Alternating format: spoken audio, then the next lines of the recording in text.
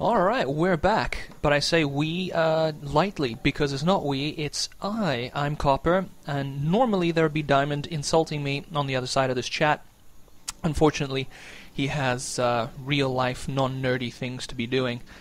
So, it'll just be me. Sorry, folks. I know. You can turn it off now. But for those of you who want to remain, welcome. Welcome to the MLG Dallas Finals. Something I'm quite sure that everyone's already seen before, but it's okay.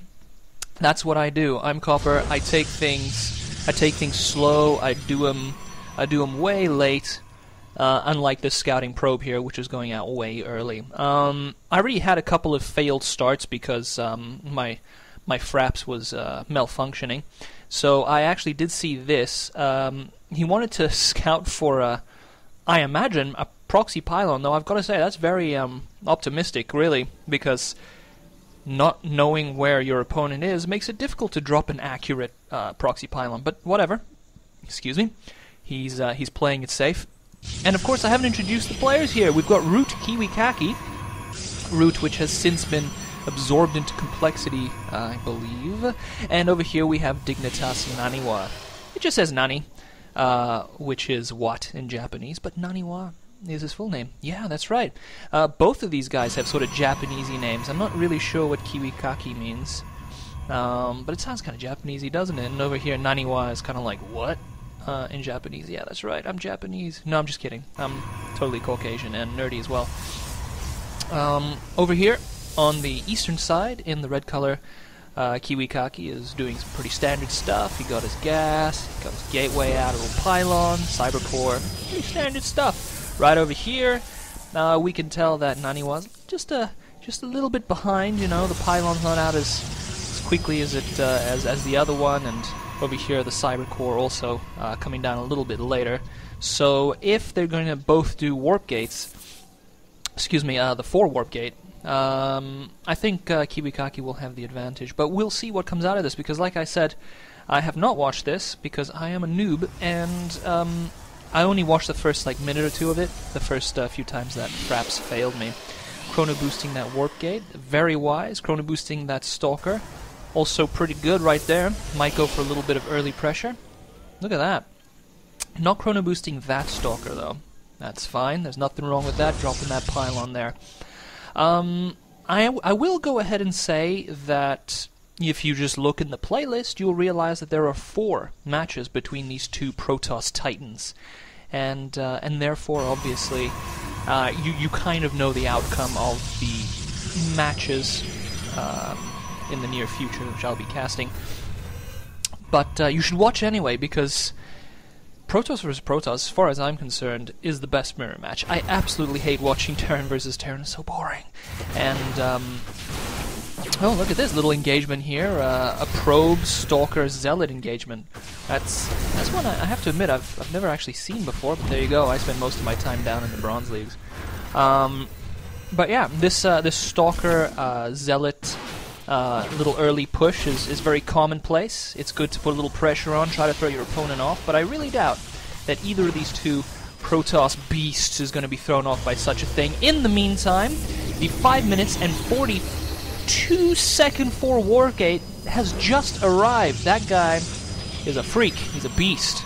That's pretty amazing. Over here on the other side, Naniwa says, oh, hold on a second, he's got 4 gate. All I've got is 3. Oh my god, crap, I'm going to do Blink Stalkers probably, but that's not going to save him if this 4 gate is executed perfectly. And he moves out sometime soon, which I don't think he will. So I guess we'll just sit here and wait, see what happens. Because that 4 gate is only really gonna work out quite well if he does something aggressive with it. But no, he's not gonna, because as you can see, he's decided to drop that Robo facility.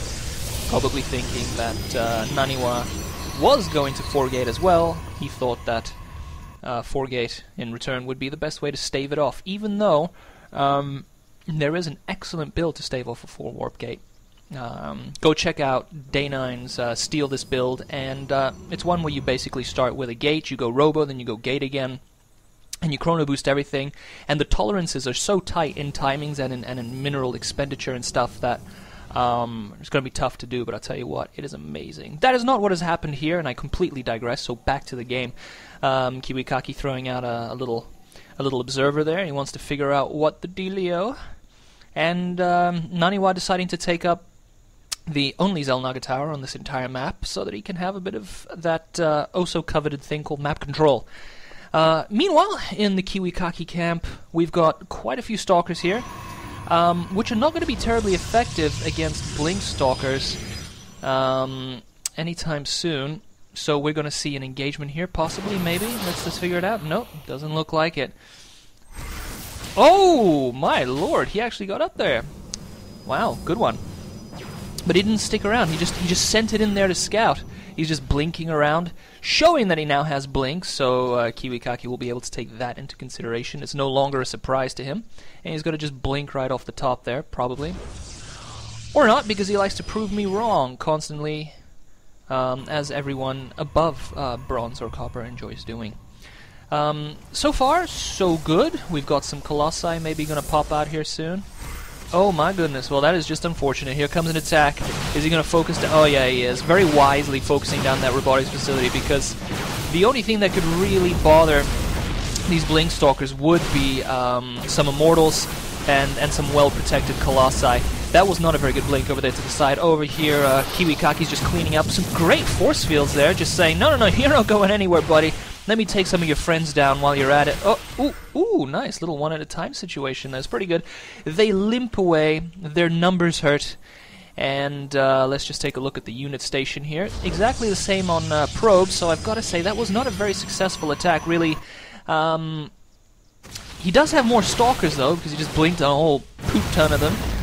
So Kiwikaki will retreat here if he's smart, but he's decided not to. For some reason, Naniwa's decided to retreat with his droves of blink stalkers. That's odd, to say the least. Oh, there we go. Now they're facing off, and I believe Naniwa's going to take this. No, he's not. That's weird. I don't know what to say about that. That's just bizarre.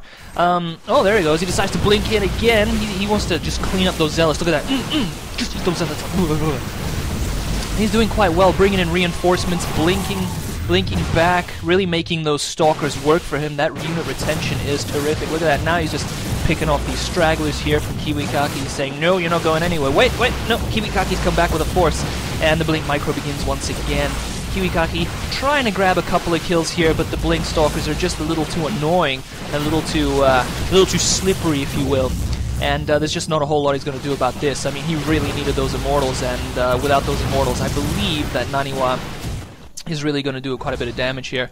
He's not producing any immortals, because obviously Naniwa is keeping the pressure on, and he's just not letting Kiwikaki rest, not for a second, until this very moment, of course. He decides to take that Xel'Naga tower again, and I had not noticed, but I'm pretty sure you did from down here in the mini-map, that big blue block. That Naniwa decided to expand, and reading his mind, Kiwikaki says, hold on a second, if I want to survive this, I got to expand as well. And expand they did. Now, unfortunately, Naniwa does have a visible lead here. He does have a greater number of stalkers, and quite a lot more probes, 9 to be exact. If you're a great mathematician such as myself, you can see the difference there. Now we're looking at 11, an 11 difference in probes. And that is probably going to hurt Kiwikaki in the long run if he doesn't do something about it fast. Deciding to pump out that Colossus, that's probably a good idea. It's more of a defensive Colossus, I imagine. But here come the blink stalkers, and that could pose a bit of an issue here for our buddy Kiwikaki. Oh, here we go, another engagement. That Colossus is going to make a difference. But oh my, ooh. Does it have range? Let's go find out. No, it does not. So not as effective as it could be, but it was enough. It was enough. It was that defensive Colossus that pushed Naniwa off and said, well, hold on. I got things to do here. So just back off, buddy. I gotta make my expansion, and that's exactly what happened. Now Chrono boosting a probe or two, trying to catch up here, as I'm sure he realizes there's a little touch behind there. In the meantime, Naniwa, of course, reinforcing with the zealots and a few more stalkers. I think he's going to be able to do something here. That's quite a few stalkers, and properly microed they'll be able to wipe out that Colossus pretty good, pretty good. He does have a bit of a window. That window's kind of gone now that this second guy's popped up, so we'll just see how these things pan out. Attacking those attacking those zealots, because he wants to make sure that, oh, look at that, he's even saving that one stalker, really making sure that he hangs on to all of his units there. But as I said, he's trying to pick off these zealots here, because basically the zealots are the meat shields, kind of just sit there and absorb all that action, so that the stalkers can do their business from afar. Reinforcing one more time, and here we go. That's quite a ball there, but those Colossus are going to make a pretty big difference, and they're going to melt through those. Oh, Zealous! But look at that, a great blink, jumps in and just takes out those Colossus, and I'm just going to go ahead and say that is probably GG, especially because you can see the timer. Well, you can't, because I'm going to put an overlay, but this should pretty much do it. That was very well timed, and a great game, actually.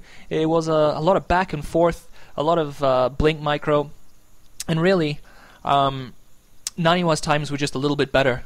He had more probes, better economy most of the game. He always had just a few extra units, and he really threw off Kiwikaki's groove there, and he capitalized on it right now with a couple of great blinks focused down those Colossi, and that was it. Join us, and by that I mean me, for the next one.